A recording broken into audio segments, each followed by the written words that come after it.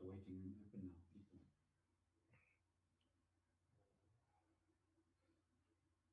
Well, look at that.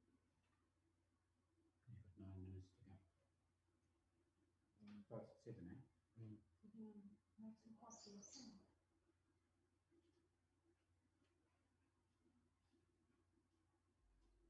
Trevor, do you want to mute your mics?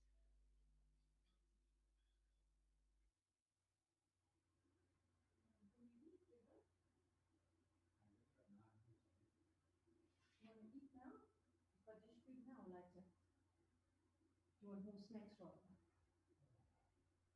Trevor? Trevor? Snacks. Trevor?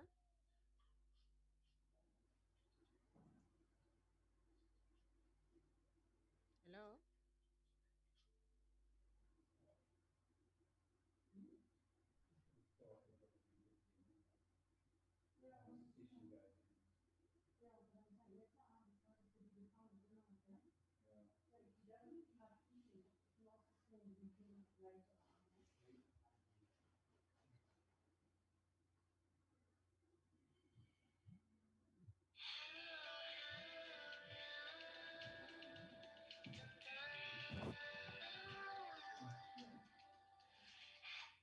Hello?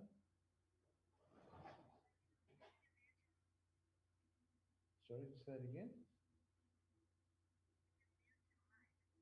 Okay.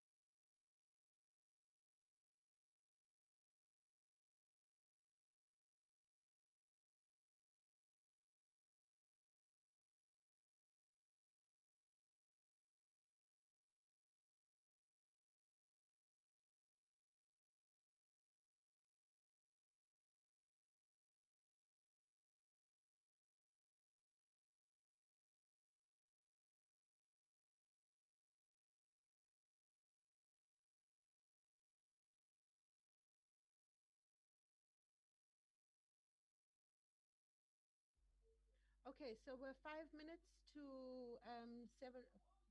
5 minutes till 7 o'clock. Trevor, are we ready to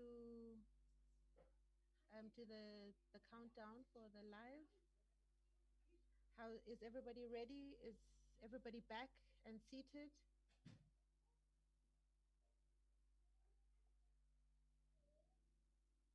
Trevor, can you hear me? Yep. Countdown is on its way. Okay, so I start when you say what, Trevor? I'll say go live. Okay, great. So when you say go live, I'll just switch off I'll switch off the share screen, and then we can go to Athambile and spotlight her. That's perfect. Awesome, thank you.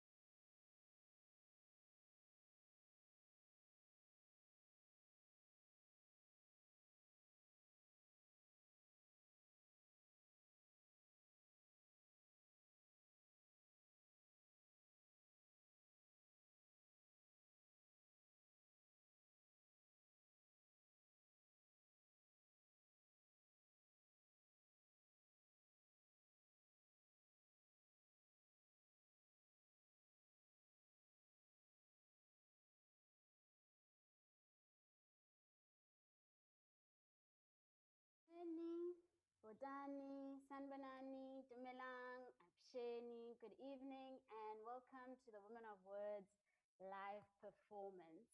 Igama lam Athambile Masola, and I will be your host tonight. And I'm really excited about sharing the space with you, and thank you for inviting us into your homes and celebrating poetry with us on a Friday night. So I was really excited about this festival, especially when I saw the title, because it reminded me of Nxadi and called Our Words, Our Worlds, Our Words, Our Worlds, which celebrates contemporary poets from 2000 until 2018. And I was also reminded of Lebo Mashile's poem, Wild Woman Warriors, which echoes the link between women, words, and worlds, where she says, wild women warriors work words into whirling worlds, where writing is a right of reason, wisdom falls from their wings into my wings. And she wrote that in 2005.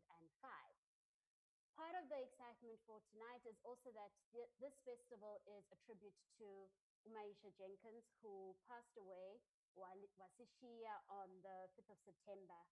And so it feels right, basimkhumbule namhlanje, and we will begin with a tribute because inyathi buzwa kwabaphambili. We are who we are, particularly as Black women poets, because of the work done by people such as Umaisha Jenkins, and it feels fitting basimkhumbule namhlanje.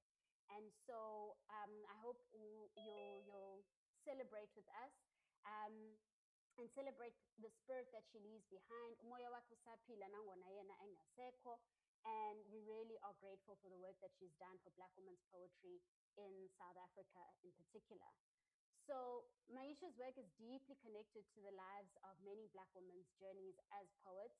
She published her own collections in 2005, Breaking the Surface, as well as Dreams of Flight in 2011, and edited the collaboration publication To Breathe Into Another Voice, a South African anthology of jazz poetry in 2017. And she was also the voice behind Jazzery on Kaya FM, as well as Poetry in the Air on SAFM. And she was the co-founder of Josie House of Poetry, as well as Fila Sister and Jazz at the Orbit. So I'd like to hand over to Linda Chabalala, who is a jazz saxophonist who is part of the growing movement of women in jazz in South Africa and has performed with artists such as Thandiswa Mazwai, Simpiwe Dana, and Everett Green, and she will lead us in this moment of remembrance of Maisha's life. Linda?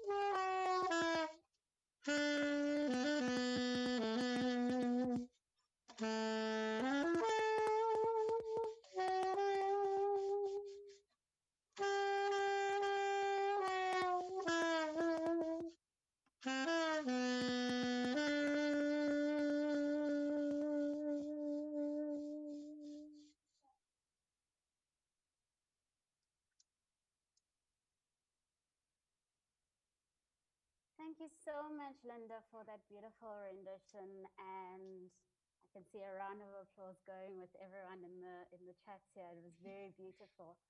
And I don't know, maybe if you want to say what the song is called and who wrote it. So I played a medley of about 3 songs. The first song was a song by Alice Coltrane. And it's a standard, but she adapted her own melody over the standard, the jazz standard. The second one was a song by Toni, our own pianist, actually. What did I want to say? It's called Lonely Heart from our first album. It was just a melancholic melody that, just to remind people of the energy of the lady we're talking about tonight, Maisha. And then the last one that I played is a composition that's actually on my upcoming album. It's called Ukhalela Nina, and it's a ballad. Wow, thank you so much. And such a beautiful mixture of all those voices and all those wonderful women. And you reminded me of the first time I attended Jazz at the Orbit. It was actually organized by Umaisha, and I think Kosukaba was on the lineup as well as Bangi Gancho, so it took me back there. So thank you so much, Linda. Oh, nice. Thank you so much. Cool.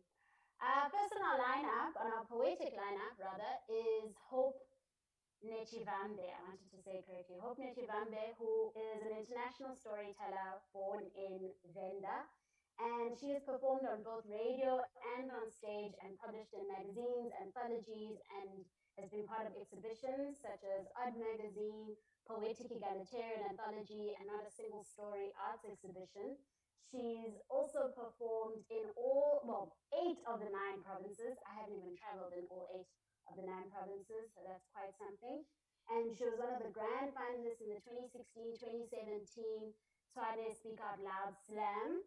And it was so beautiful. Earlier today, I got to see the performance We Are Dying Here, which is part of the festival, which she curated together with Uspawazi Jonas and Babala Mapwetu, which was so deeply moving, even in this moment. And she says she goes by the mantra, do what you came for. So Hope, do what you came for.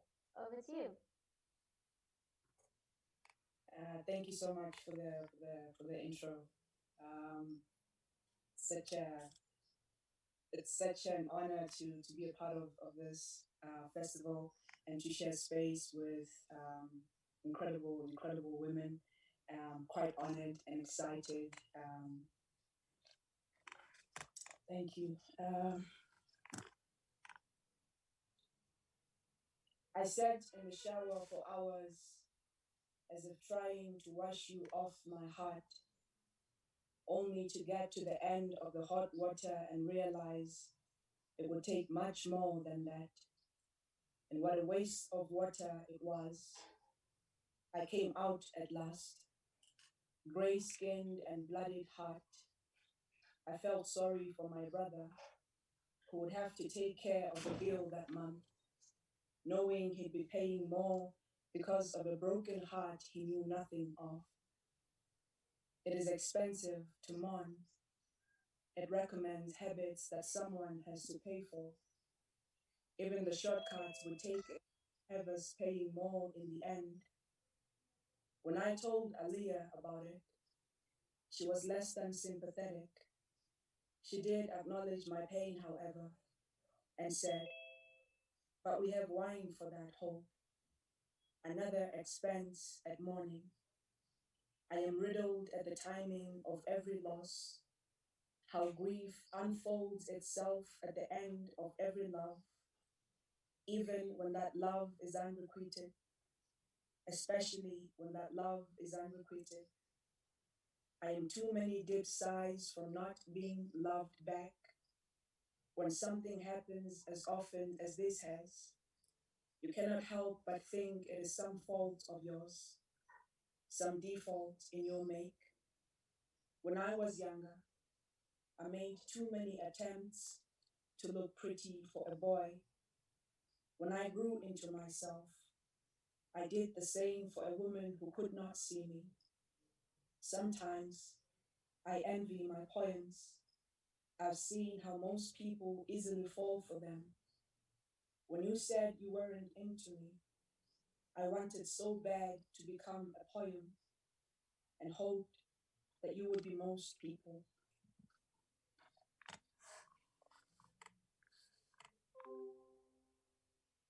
Ndiche mtuku ndo vandisa opi zwiguru.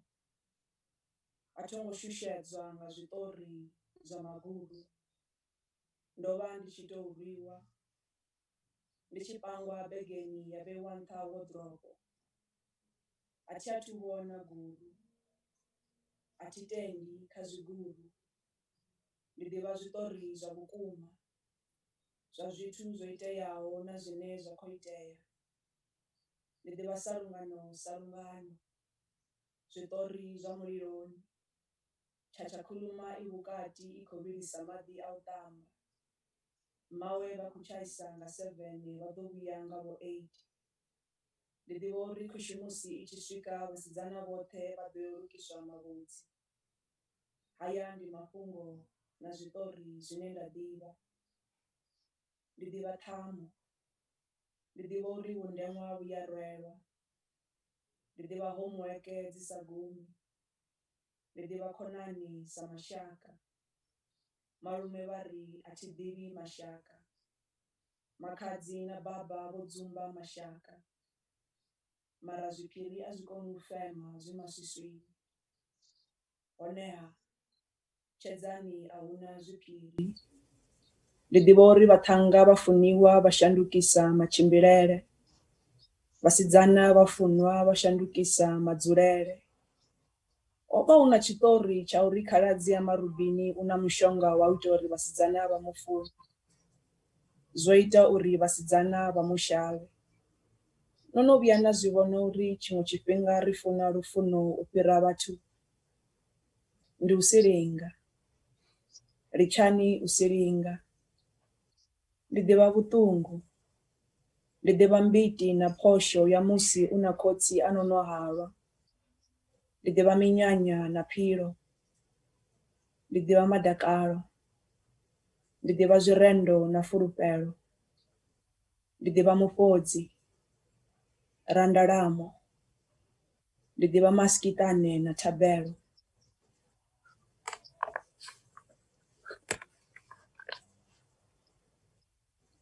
How many times should a child be told they are beautiful before they believe it? Before they grow into a habit of poor self-image? Before a mirror swallows whole their truth into shrubs that burn without effort? Before she grows into a woman that cannot hold her own smile? Before he mirrors his father's wounds onto the one he says he loves? How many selfies does it take to ransom self-love? To believe I am enough? To believe the natural imperfections on my face do not diminish me? To believe I am enough?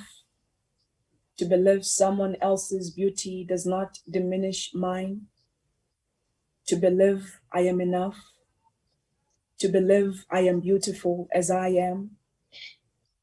How many selfies does it take to ransom courage? To love myself in bold print? To see myself as I am in all my wonder and glory? To see God in me? How many portraits of myself should I parade in search of my worth? How many? How many? Since I am blind to the autumn of what it means for my body, how many faces must I go through to love myself as I am? What norms should I defy to find myself worthy? How many lovers should I have to see myself as desirable? How many poems should I write to memorize my own worth? I am beautiful. I am beautiful as I am.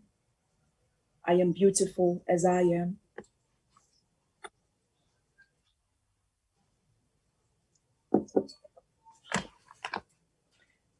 Mubuso wanga. Asikanji hoyu mubiri ndichuranga. Rialuwa richigudiswa udinekedza. Richigudiswa udihatura. Richidihaturera dzangalelo ungari ndichiri. Ungari ndi mulandu. Ungari ndi chipiri. Hoyu mubiri ndi mubuso. Hoyu mubuso ndi litaduru ngangomu hamataduru. Ele litaduru lina murangi. Hoyu murangi ndi nne. Mubuso wanga. Ndoba ndo unekedza zwandani zwa mumwe. Ndichidivona samunikero. Nga usadiva. Nga usalonda. Nga usabona. Udivona.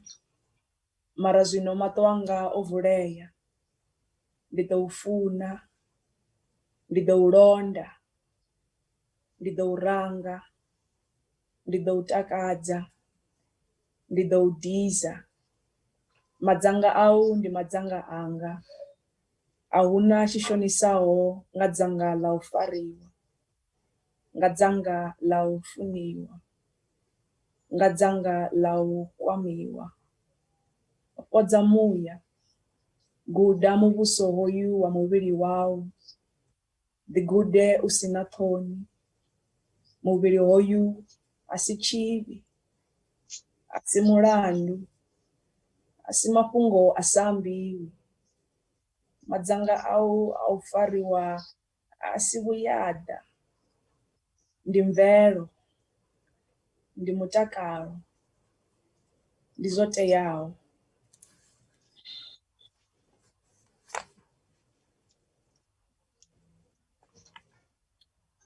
Every midnight in Venda, there is a station on the radio that announces the death of people.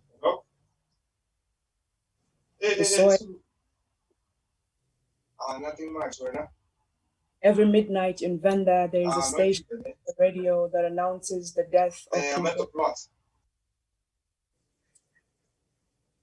Sorry, Hope. I think there's someone who's got their mic on, so I'm going to ask you to just hold on. Linda, okay. Linda's muted. Everyone's muted. Okay, do you want to start again? Sorry about that. Right. Every midnight in Venda, there is a station on the radio that announces the death of people. The soil in graveyards is never at rest. It is always being dug, always covering a corpse, always being poured on coffins as way of saying, rest in peace. But the graveyard soil never rests. You are a burning flame, but you cannot feel the heat. You cannot recount any of your lovers' names. They cannot forget yours. They cannot unlearn it. You have memorized living on your lips. You can say goodbye whilst eating. You do not find yourself needing easily, but all your lovers easily need you. You are planning your next meal whilst your lover is still mourning over you. Why does your fire not burn you? And how come you cannot feel the heat?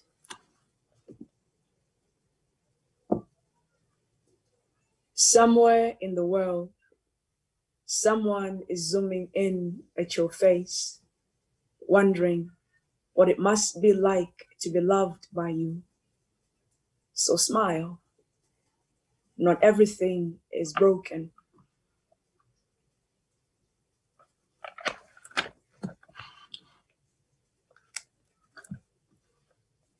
You keep laboring for women who are too easy to touch.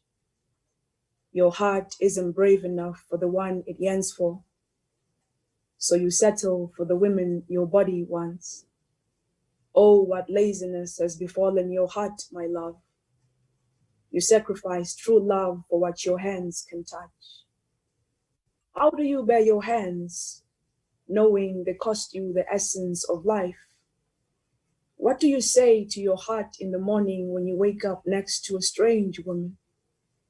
To your chest, when it does not recognize the head of the woman that lays on it? To your tongue, when you teach it to unlearn the name of the woman you dream of? To your dreams, when they can no longer hold the betrayal of your body? To your body, when it struggles to pronounce the names of the women you lay with? To the name you haven't yet found enough breath to declare to yourself. What is my name, my love? Love is for the brave, they say. You have no business with it until you learn to deny yourself, my love.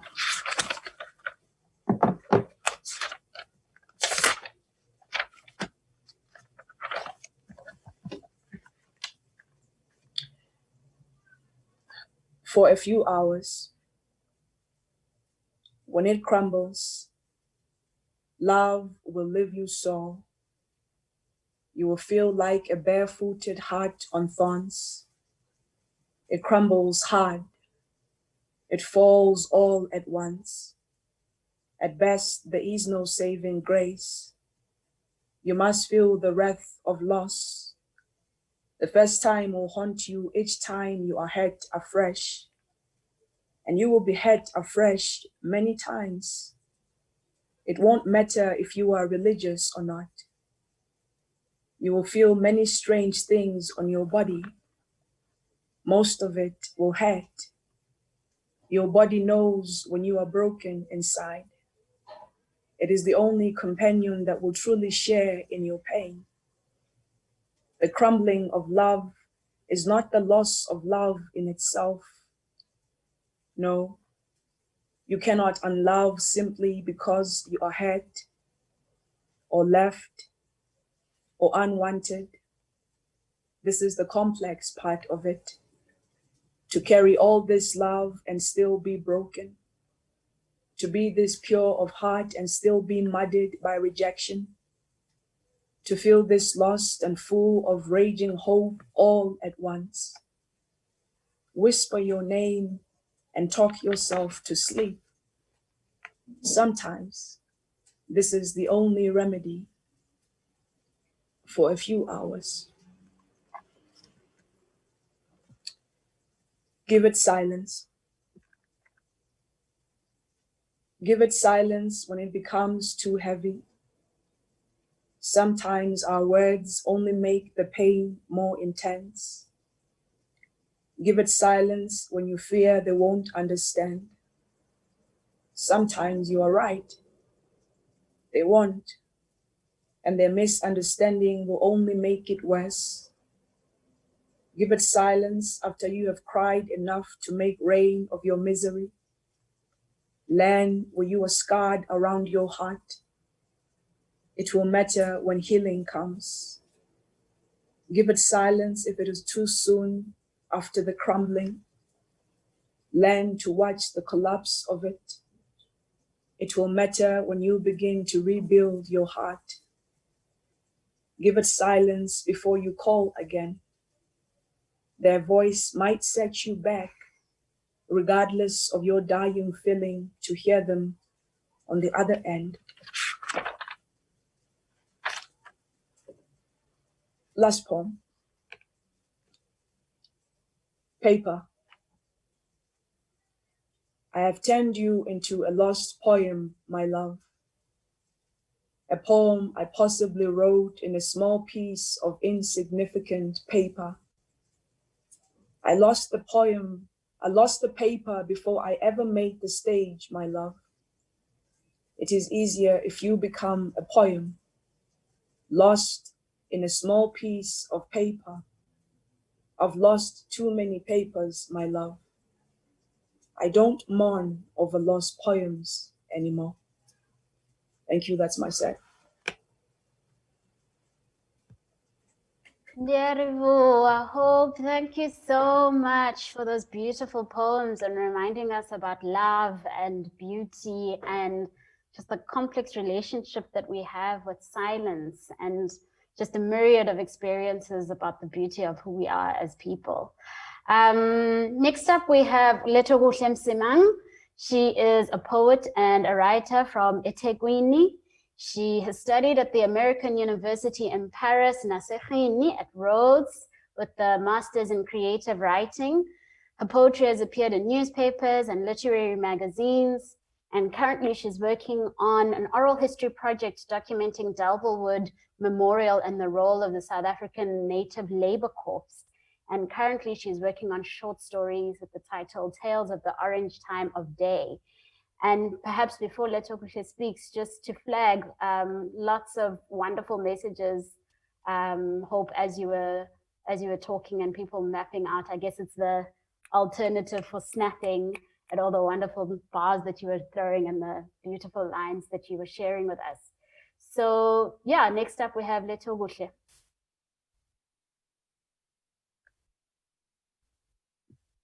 Hi there. Can you hear me? Okay, cool.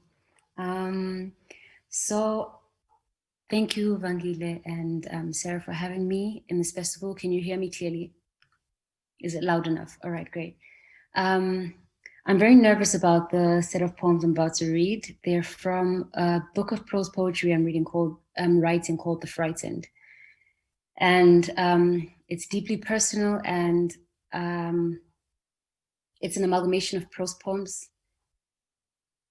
And hopefully the random poems I've chosen will form a narrative for all of you guys. So let me just begin.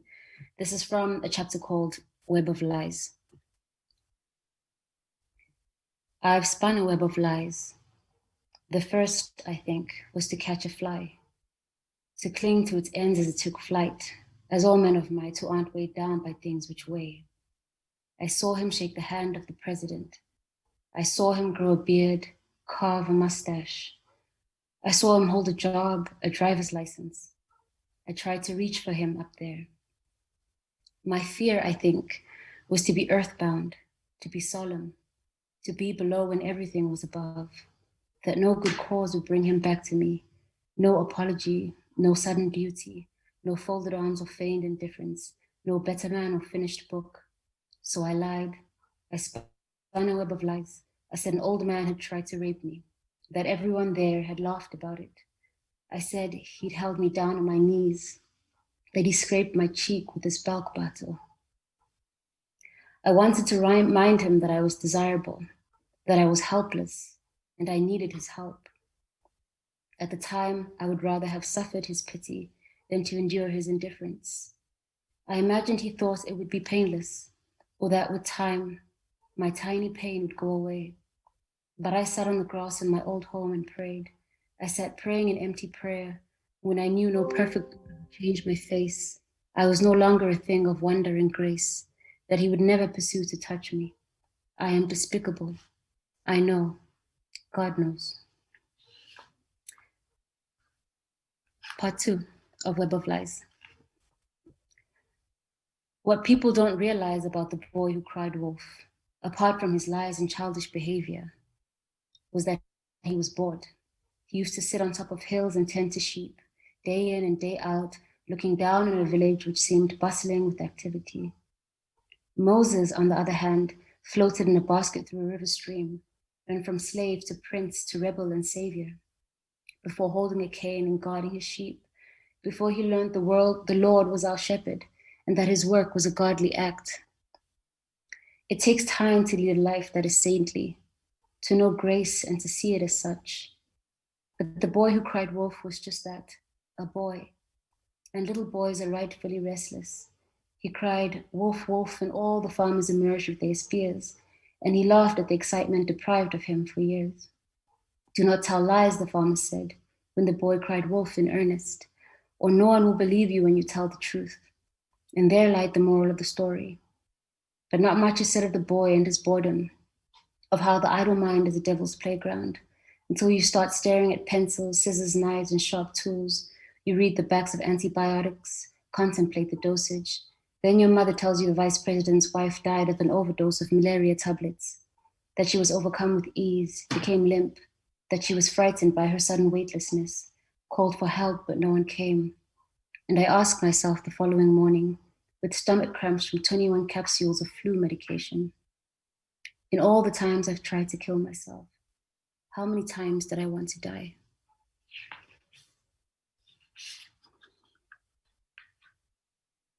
This prose piece is taken from a chapter called The Photographer. You don't like the photographer, but you will stay with him. And this will be the shape of how you love, willfully, with all the might of your mind, numb to his touch on your body. There will be a rupture, a severing of cords, a disjuncture between your love and your passion. For instance, you accept with some accordance that no man has captured the light as he has. And though you wish you were younger, it's quite all right if he fucks you from behind. This system of love is in your hardware. Take a man from his wife, have him love you. Watch it fester like woodlice hollowing the trunk of a tree. We are the frightened, the women of substance and sin. We know our fathers saw our mothers this way.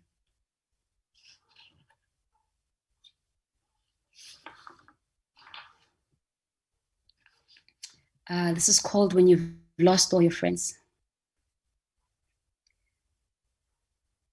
When you have lost all your friends, if you have done so, if you have lost them more often than once, there is likely something wrong, something in your way or in your temper. It's probably in your accent, half here, half someplace else, or in the odd fact that you prefer to be alone. Perhaps it is because you wouldn't leave the poor boy alone. That's why he had to cut you out, like a severed arm, like an empty packet of chips. When you have lost all your friends, you stop trying to make them. Build a wall higher than the one before. Keep a box full of pills in case the quiet gets to you. Read a book, watch a movie, change your email, turn off your phone. They are gone because you swore at them, because you never quite learned their code. They're gone because you thought you were better than them, and then suddenly found yourself feeling small. They are gone because you stole all their men, or because your men can't see that you are spoiled and inconsiderate. They are gone because you're always sorry, because you're intense, because you write poetry. When you have lost all your friends, you take it out on your brother. You need him. You hate that you need him. You try very hard not to shout, and you think more than usual.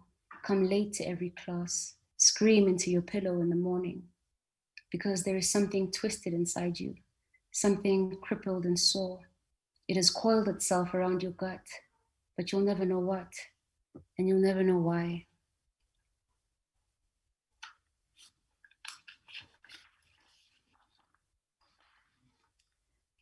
This poem was inspired by someone I met at Rhodes. Her name was Nomkubela, and she kept saying to me that I don't want to be two in one, and I just thought that was such a strange thing to say, but I liked it, so I wrote something about that. So it's called To Be Two in One. I once met a priest who, clinging to one end of a broken twig, said that he refused to be two in one. He said this because something in him refused to die. It was a promise, he told me. He had hoped after months of waiting to wake to a list of reasons why he had found himself here, alone, and without hope at all. And yet each morning he spoke, more especially on Sunday mornings, to a host of hands pressed in prayer bidding for redemption. He had felt that quiet rejection of the world, the one which points a finger, holds a mirror, and wondered whether he wasn't in fact a small and awful person. No, I told him frankly, you can't afford to think this way. It begins with a thought, and before you know it, all that surrounds you appears vile and cunning. To hate yourself when others love you is what it means to be two in one. You must trust the present, I scolded. At present, for us, you are a man of God. Then suddenly and without reason, I found my head on the preacher's shoulder. It balanced on the edge of his collarbone. It dampened his shirt with its tears. I cried because I've tried and fallen to my fears like gravity, finding myself here again, asking the Lord to bring things back to me.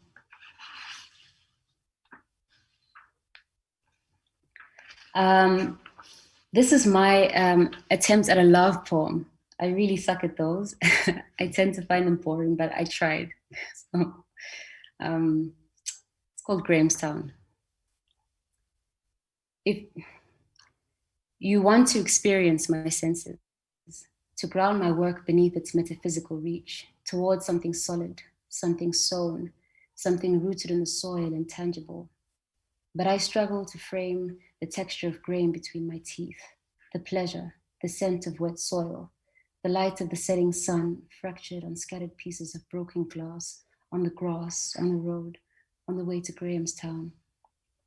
I was so caught in the weight of my feelings, in the distance between he and I forgot to tell him it was beautiful, the succulents, the shrubbery, the mild heat and temperate winds. But there are times when I struggle to find my senses, when gravity pulls me below common ground, where I struggle to taste the salt or the seasoning in my food, and I distance myself from what nourishes me. This is the state I was in when he tried to love me.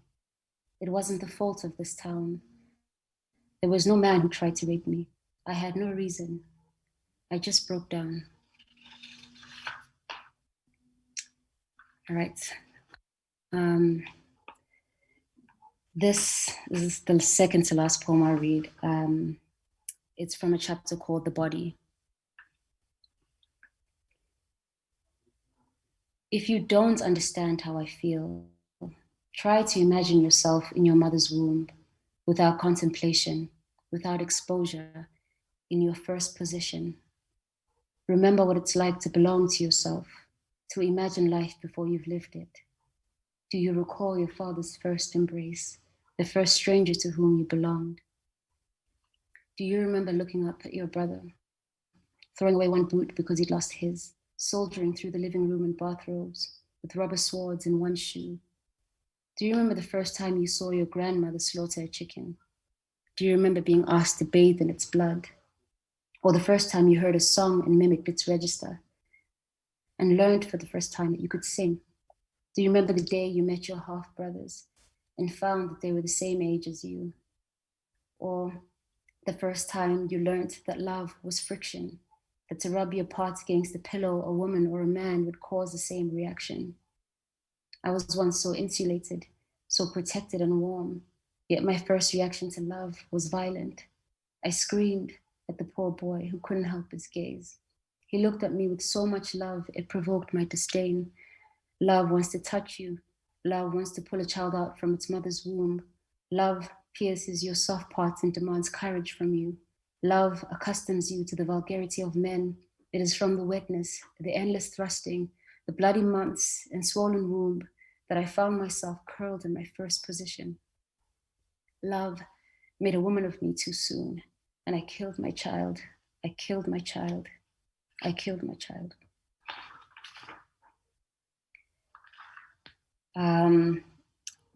I'll read one more, although I'm really worried that I've read a bit too long. Actually, you know what? I'm gonna leave this out. I think that's a good 15 minutes. Thank you very much. Sure? No. Okay. Wow. I'm still taking it all in. I'm getting a sense people actually do want to read hear one more. I've already seen two requests in the chat. Yeah, go for it. Okay. Okay. This is called My Bleeding Body. And then the weeks of blood, bloated belly, soft stool, and swollen breasts, moods swing like coastal winds, sponges drenched in old blood and mucus. We women and our leaking bodies, so much time taken up on our aches and pains. I heard James Joyce had a wife who was constantly bleeding. She'd bleed in her skirts and in their sheets, their marriage dampened with the metallic scent of fresh blood. He must have been a liberal, I deduced. These are early signs of a mingled mind. I heard the first sign of an uptight person was the fear of contamination. I thought perhaps that upward bookworm couldn't drink from the same cup as me. Or the stud who replaced the hug with the handshake. Perhaps they were all Republican. Better a bleeding wife and bloody sheets. Because you have to betray yourself to be uptight as a woman. You have to betray your body. You have to say, I don't fuck and I don't bleed, that my nipples don't tingle when he slaps me. And still, I wonder if I'm afraid of men or if I'm just afraid of getting stuck in the kitchen. I feel misplaced, standing there, scrambling an egg. I feel the sudden urge to change my accent or to gesture the pristine of a Californian kale eater. I want to say that I love coconut water. I want to slice an avocado for a snack. I want to wear a watch which dangles off my neck. I want to say that it was once my grandfather's. And in my bag must be a camera so that I might photograph the food that I prepare. A nice vegetarian dish, Swiss rolls. I'd like to poach an egg instead of scrambling it. Thank you. We women and our leaking bodies. Wow, siyabonga Lethokuhle. I mean, that was so intense and so beautiful. And even the attempt at a love poem was a love poem, because you're intense. You write poetry. Thank you so much for those beautiful, beautiful words and thank you for being so vulnerable. I know it's an overused word, but thank you for being, finding this a safe space for you to be able to share that. We really, really appreciate it. Thank you for having me. Julie Nxadi is up next. She is a researcher, a writer, and a storyteller. And she has worked as a researcher at the Center for Humanities. Oh my gosh, I can't read. Center for Humanities Research at UWC. She has worked as a creative artist in a fellowship, creative artist fellowship at UJ, and is part of a gendered violence and urban transformation project. She's the creative director of programs at the Center of Being and Belonging, where she and I work together.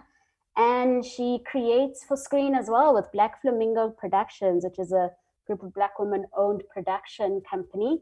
She's published in Huffington Post, Mail and Guardian, Johannesburg Review of Books, and has participated in the Edinburgh International Book Festival and Open Book Festival. Jules? Hi, thank you. Can everyone hear me? Great. So that's not difficult to come off that at all. It's very chill. Yeah, thanks for joining me. I don't have much to say. I'm not much of a, I don't warm up very well. So I'm gonna dive right into it. I only have one piece. I'm not a poet. I've said this before. I am, yeah. So anyway, this is called Miss Overseen 3617, which was a piece that I wrote while I was a writer in residency at Stellenbosch University during a time which they published a racist paper. And I was like, shocked but not surprised.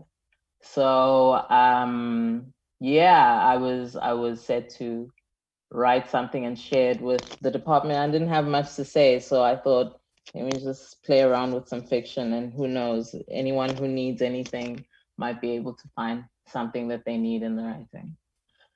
Okay. Miss Overseen, 3617. Miss Unseen, or the arrangement of the scenery or props on stage for theater. Misseen, or to have seen incorrectly, misperceived, visually taken the wrong view of, or seen in a false or distorted light. Overseen, or to have seen too much, to have overrepresented, or overseen, to have surveyed and watched. In a house on a street filled with eyes, eyes next door and across the way, eyes that cut through the sky every time they pray. In this house on the street full of eyes, there are lives, 2 lives, let's say. Works of fiction, daughters of today. Where are their mothers? Still wives, let's say, to martyrs and soldiers and askari and pray. Still wives, they stay in full lives they made from nothing but warm milk and jogo and doilies on trays. Where are their daughters? Those daughters of today, they are alive. They're alive in a house on a street filled with eyes. There's a kitchen, there's a bath, there's a bedroom, there's a lounge, there's a door, there's a stoop with 2 steps, there's tapeti on the floor. There's a blue sky too clear for it not to be ominous. There's a toilet outside and a gate with no latch on it. There's a girl, 17, hanging her panties on the line. There's chipped red on her nails and there's a lot on her mind. There's a woman, 36, inside on a sofa fast asleep, a slight gold chain around her neck, a child's blue jersey draped on her feet. There's no blood between them. There's a covenant instead. If you guard me while I fantasize, I will hold you while you rest. Now there are rumors that 36 cannot be trusted worth a damn, and true to a life with no foundation, hers unfolds without a plan. Where's her child? She was pregnant. Where's that woman that she stole? Her body was built for entertainment. Who granted her anguish? Who said she could toll? What of her father? They said he was absent, yet his disorientation is set in her eyes. Why won't she stay sexy? Why won't she stay funny? Who taught her resentment? Why will she not cry? She moves like a criminal, her ethics salacious. She seems so wide open. Does she know she is watched? There are whispers that she's dying in plain sight on purpose, so that they cannot wear her carcass and say that she did not. Some eyes say it's theater. They say they'll believe her if she shows them a story that they recognize. But they watch her so closely because they do not believe her, and they will not believe her, and she must not survive. So she sleeps on a sofa, gold chain in the sunshine, and onlookers wait for her to conjure ever after while she's mending, and massage their swollen and aroused attention, and avoid their gaze while bringing them to happy ending. And not only is she capable, but she's done it before. She has bought herself rest by charging at the door. And with her bit of rest, she has bought a deep sleep, deep enough for her to thrash and for 17 to dream. But oh, their mothers, still wives, long whispered shape into their dreams. Just say no and you'll stay pure. Just say yes and you'll stay seen. And their fathers, everywhere and nowhere, martyrs, soldiers, askaris, and prey, taught them to fight because nobody really wants daughters anyway. Maybe the one drinks like a fighter and the other fights like a king. Maybe she's too young to be drinking. Maybe she's too old to be seen. Maybe the eyes that peered from the one house pitied that 17 was not in school and loved that she was from a village, but hated her sass and her love for roof. Or maybe the eyes that watched the longest watched 36 grow and then ripe and then rot and ogled her flesh and lapped at her lips and drank of her blood and then forgot.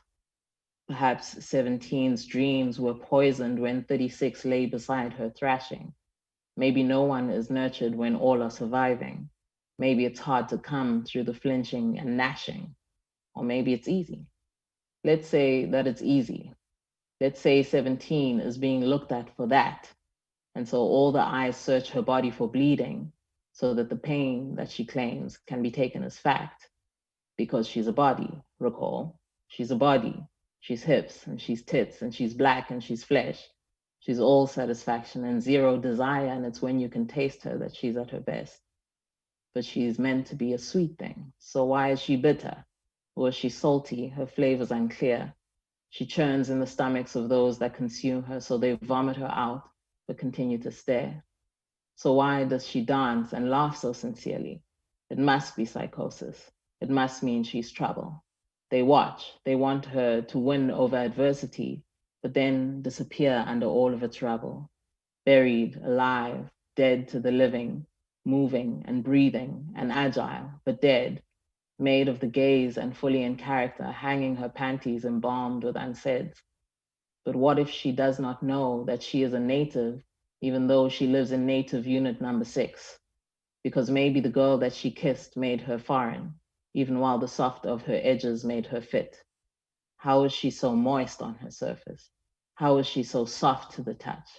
Maybe it's nobody's fucking business how she is loved so very much. Or is it lust? Was she rushed? Some eyes insist we cannot trust the circumstances and we must remember what she is capable of comprehending, which is not much. They say she atrophied sometime between 9, 10, or 11. Maybe that's why she's read like a menace. Kuthiwa into engapheliyo iyahlola, so maybe she's a curse. Maybe she's penance. 17 could be everything that the eyes may imagine, but 36 knows that what they will imagine will always be bleak, because once she heard them praying and they did not ask to see her better, they only asked that she remained a lesson that they could learn and that they could teach. But away, away, away, 17's mind is busy and far away. Her bare back warms beneath the sun and her thoughts run far away. She wonders how many times she has stood in flip-flops and some leggings and a vest in this life and ones before. Will she stand here in the next? She wonders how many times she has stood there, lips all shiny, face all matte, nowhere to be but reporting for beauty. She wonders if they're giving her credit for that. She knows that she wants them to look at her different, even though 36 said their vision is bleak. The trouble is, each time they say, see me differently, all that they hear is, please look at me. But when 17 dreams that her world is different and that she could go unseen even for just a day, she wakes beside 36, who is twitching, and remembers the stories of when the eyes looked away. 36 says a man once gouged his eyes out and flung havoc on the walls of this house and called it love, and the eyes stood in awe of his bloody sockets, and the streets filled with silence, and the house filled with blood. 17 knew that story by heart, not from the time it was told, but from the 1,000 times after that she watched it unfold. She watched now. 17 watches. She watches her kin self-eulogize. She watches her speak like she lives in her ending, like she'd rather try her luck in a world with no eyes. 17 has not told 36 that she's watching, that she is a coward now because of what she has seen, that behind all the eyes and the men with their sockets, 36 was all that 17 could see. 17 wants to know if she should tell their story, or maybe if she should call for help, or should she just lie? She loves 36, and she wants to respect her. But if she looks away, which one of them will survive? Yo. Wow. I didn't catch you. Oh, No, okay. that's me. Yo. You've just made me think of ukubona nokungaboni nokungabonwa in such layered and complex ways. And thanks to Lito Goshe for the shout out. You've got an image behind you. Yeah. Was that deliberate? Yeah. Great, because I didn't realize until halfway, and then Lito Goshe was like, there's something happening here. It's layered in so many ways. Outside, wow. I mean, wow. There is no, wow. I've written so many things down, and I'm sure you can see in the chat, everyone's just blown away. And that was beautiful. Thank you. Toni is up next. I first came across Toni's work when she presented on Sarah Batman, and she asked the audience back then a question that I'm still asking myself. And she asked people to trace themselves by their matrilineal names, which is a question that still preoccupies me. So thank you for that question, Toni. That still marks my life. Toni is a performer, a poet, a spoken word educator. She's published widely in anthologies, journals, fiction and nonfiction in South Africa and internationally. As I mentioned, she's done work on Sarah Batman as well as Krotoa Eva, and has been performing, the work that she did on Krotoa Eva was performed in a Cape Jazz poem, Krotoa Eva's Suite, and has been adapted into an audio-visual piece. Recently, she gifted us with Forgetting and Memory, which was a collaboration with Uvangile Nxadi at the Virtual National Arts Festival. She has a master's from Goldsmith in London and is the founding curator of Poetica at the Open Book Festival. Toni? Thank you, Athambile. Wow, I'm just, I kind of feel like we just need a moment to just let all the words that everyone shared settle. Because, good Lord. Good Lord. Okay, just thank you. Thank you, Hope. Thank you, Lethokuhle. Thank you, Julie. I'm in awe and I'm quite moved, and I feel, just deeply grateful to be in circle with all of you this evening. And thank you, Linda, too, for honoring Maisha in that way. And I'm sure she's listening to us. Okay, just to say, I haven't done work on Sarah Batman. I just feel it's important to give credit to people who have. So, but Krita either, yes, no, it's fine. Thank you.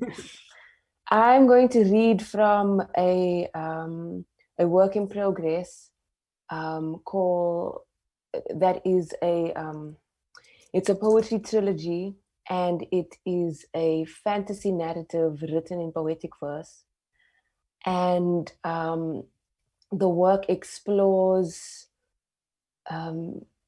what it means to come from lineages where the stories of who we are not passed down. And so I'm going to read from a particular section of the piece, and just to set it up so that you can follow. The protagonist, the main character, is called the girl. And at the start of the book, the girl's mother passes. So the girl is about 12 years old. She is a few weeks short of her 13th birthday when she's about to go and do the ritual of first blood, which is where she receives her note and where she receives her name. In this world, the world of the daytime, everything is rhythm and everything is music. And so this takes, and there are 4 different worlds in this universe of the book: the daytime, ancestors' rest, the desert, and the dream time. Okay, so. The sea comes back, the sea comes back for what is hers, the sea comes back, the sea never forgets. The girl meets the imam. There, under the shade of a baobab, stand the ruins of a prayer room. The imam sits outside, white robes miraging in the midday sun's heat. Here, where Kaskazi was named, and a people named after it who followed the wind's path to fish. The same wind that brought the imam and the sung prayer to this land's soil.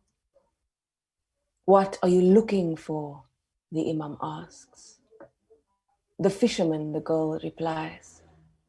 I asked what you are looking for, not who, the imam says kindly. The girl looks at the imam. The passage to ancestors' rest, she says. The imam looks at the girl properly for the first time. His eyes fall on her left wrist. He sees the script. The imam smiles. It is you. The girl feels her script bristle. In order to enter ancestors' rest, you must know who your ancestors are so you can speak to them and ask for permission to pass through unscathed. The girl's beat thumps in 6/8 time. Her baseline speeds up with it. But I don't know. That's why I'm going to the desert to find the mother so she can teach me the story so I can learn the songs before first blood. You are not in the daytime anymore, child. Yeah, what you know and do not know remains for you to be seen. The imam stands up and walks to the ruins. Come now, he says. The girl follows the imam inside. The room is quiet and full. The imam walks to the front. The girl stands at the back. The girl hears the susurrating voices. She sees a set of stairs. She climbs them slowly. The wood creaks, sags under her feet. At the top of the stairs is a loft. The girl sits down in the front row. The imam stands on the stage below. He speaks. The girl's script bristles. Heat rises up her left arm. The girl covers her wrist with her right hand. The imam begins praying The people recite along. The girl's script throbs. The heat begins to sting her skin. The girl's baseline rakes through her. Her mouth grows dry. Breathe, the girl tells herself. Breathe. Her beat scatters itself across her in 4/5 time. The heat in her left wrist grows. Her script throbs. The girl's throat begins to scratch. A cough runs along the back wall. She tries to swallow it down. The cough stays in her throat, dry, scratching. The girl breathes in, wills her baseline to slow. It refuses. The script throbs in 6/8 time. Her beat follows along. Her baseline finds the groove. The rhythm is too fast for her. Her sternum aches with the threat of song. The girl tries to slow her baseline. It refuses to sync with her inhale and exhale. The script pounds in 6/8 time. Her beat keeps pace. The cough pushes against the wall of the girl's throat. The threat of song seizes her sternum. The rhythm floods her. Her mouth opens, but no sound leaves her. Her left arm begins to tremble. The more she resists, the more rhythm grows. Her sternum pumps with the beat. Her right foot begins to tap on the floor beneath her. She holds her right knee to stop her leg moving. Her foot taps anyway. The girl inhales, holds her breath, and runs down the stairs as quietly as her tapping foot will allow. Out the door, into the sun, she runs to the shore. When both her feet are in the sea, she exhales. No sound comes from her mouth. The girl begins to cry. The 6/8 rhythms grips her sternum. It runs wild up and down her ribcage, into her hips, down her femur, into her fibula and tibia. It hurts all the way down and all the way up like fingernails, piercing her bones. The 6/8 rhythm grips her entirely. Her script hums as the adhan continues to sound, calling the faithful to Friday devotion. The girl doubles over and retches into the sea. The imam finds her asleep on the shore. The girl's hair is matted across her forehead, curls wet, eyes closed. Her sternum rises and falls with an easy baseline. The imam calls the women over. They pick up the girl, wrap a scarf across her chest for comfort. The imam nods. The women walk on. The imam follows. The sea comes back. The sea comes back for what is ours. The sea comes back. The sea never forgets. The sea never forgets. So it is you. The imam smiles. The girl wakes to a burnt orange wall in front of her. Her eyes are empty and her cheeks are sallow. Her sternum is a hurting place. Her baseline is quiet and shallow. Here, have some water. The girl turns to find the voice, but every bone in her hurts. She winces. She stays where she is. The girl feels a pair of arms slide beneath her. They raise her gently and turn her onto her back.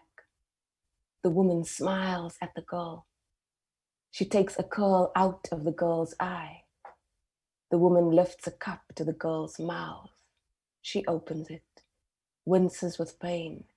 The water is cool down her throat. The girl drinks and drinks. Thank you, she tries to say. The woman nods. What happened to me? The girl asks. Her eyes are empty and her cheeks are sallow. Her voice is hoarse. Her throat is a dry leaf on the cusp of breaking. The imam sits in a chair near the bed. The woman sits next to the girl. The adhan, the imam says. Your sternum recognizes the sung prayer.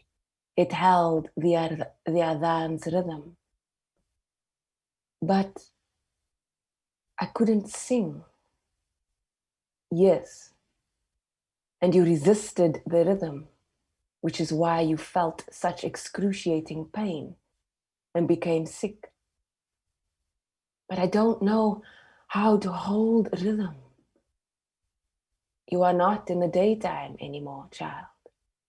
Here, what you know and do not know remains for you to be seen. The imam stands up and walks to the door.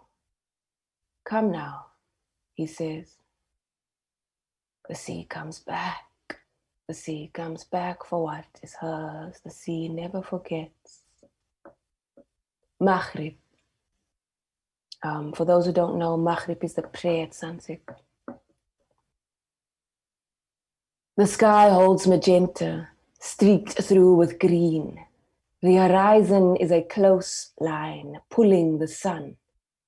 The sun takes the light with it and leaves the heat behind. On the shore, the girl stands with her feet in the water. The imam waits. The Bilal begins. The girl gasps, holds her baseline. Her script hums slowly at first. The adhan grows louder. The girl's script tears into an ache. The girl holds her baseline. Exhale, the imam says. Your instinct is to brace against it, to fight. This is not the way. You must empty out and let rhythm fill you. But it hurts, the girl says. Her baseline sticks in her chest, her diaphragm tense. I know, the imam says. It hurts because you do not trust it, not because it is painful. It hurts because you do not know what it is, not because it seeks to do you harm. Say the prayer, the imam says. I don't know the prayer, the girl says. You are not in the daytime anymore, child. Here, what you know and do not know remains for you to be seen. Close your eyes. Say the prayer. The girl exhales. Her baseline rushes from her mouth. She closes her eyes. Her script aches with the adhan. The Bilal's voice drives through the magenta green sky. The horizon pulls the sun closer. The girl inhales. Her baseline floods through her sternum, reaches her left wrist. Her script singes. Their words sing in her head. I am the child of, and it is the mother's voice. The thing you are most afraid of is the thing you must walk towards, child, the mother says. Grief punches her sternum, shoots her eyes open. Close your eyes. Say the prayer, the imam repeats gently. The girl wants to run. The song of grief fights to flood her sternum. The Bilal's voice is stronger. The adhan bristles her script. Their words sing in her head, the mother's voice. The girl searches inside herself for the prayer. Inhale, exhale. The girl sees the mother. The mother is kneeling at a fire under the canopy. The mother's hands are flat on the soil. The mother speaks. And what emptiness must fill me before I am suitable enough to be a home for music? Rhythm floods the mother. Song falls from her throat. The girl inhales, feels the magenta green sky above her, feels the horizon pull the sun closer. The adhan still sounds. Her script is a fever trapped in a single line around her left wrist. It burns, it stings. Her sternum is painful. The girl exhales, says the prayer, and what emptiness must fill me before I am suitable enough to be a home for music. The words whisper from her mouth to the wet shore. The girl inhales, her baseline